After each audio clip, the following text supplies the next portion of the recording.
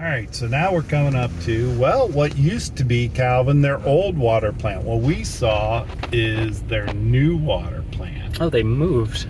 They did. That's So cool. that's usual and unusual at the same time. Their water plant used to feed this side of town directly.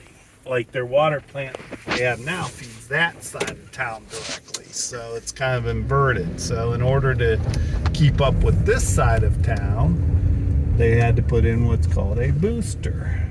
All right, don't think we're criminals or anything, but we gotta crawl through Donnie's gate here instead of opening it up, and that's okay.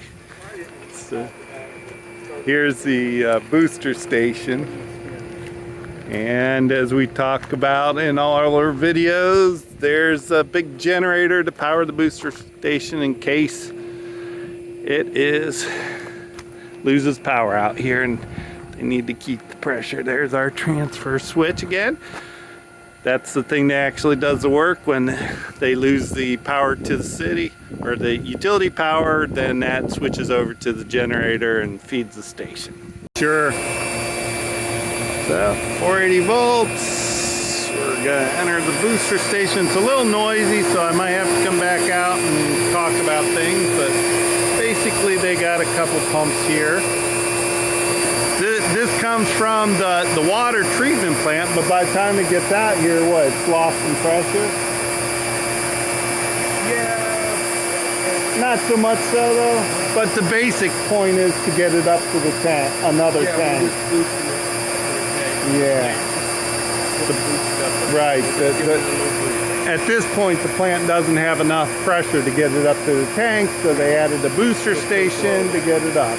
And that's because your old plant was here, right? And used to feed the tank, so this took the place of the old plant. And there you go. So inside the booster station, we have a couple other components. So frequently you see our control panel. And this is our monitoring panel.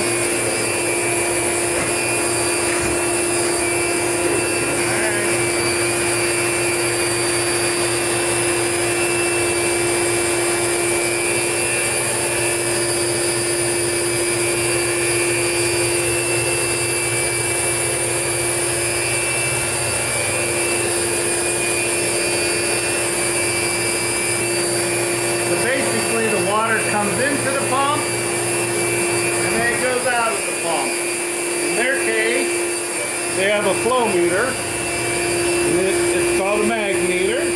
Works on magnetic flux, I believe. And they have a pressure transducer like at the tank. So we're running a little over 1,000 GPM right now, and we're running at about 110 PSI pressure. Even though the local gate says 80, probably clogged up. I definitely trust the $1,000 pressure transducer versus the $20 pressure gauge. Got a little cellular antenna. We send our information from that panel I just showed you back to up to data command and then back to the plant.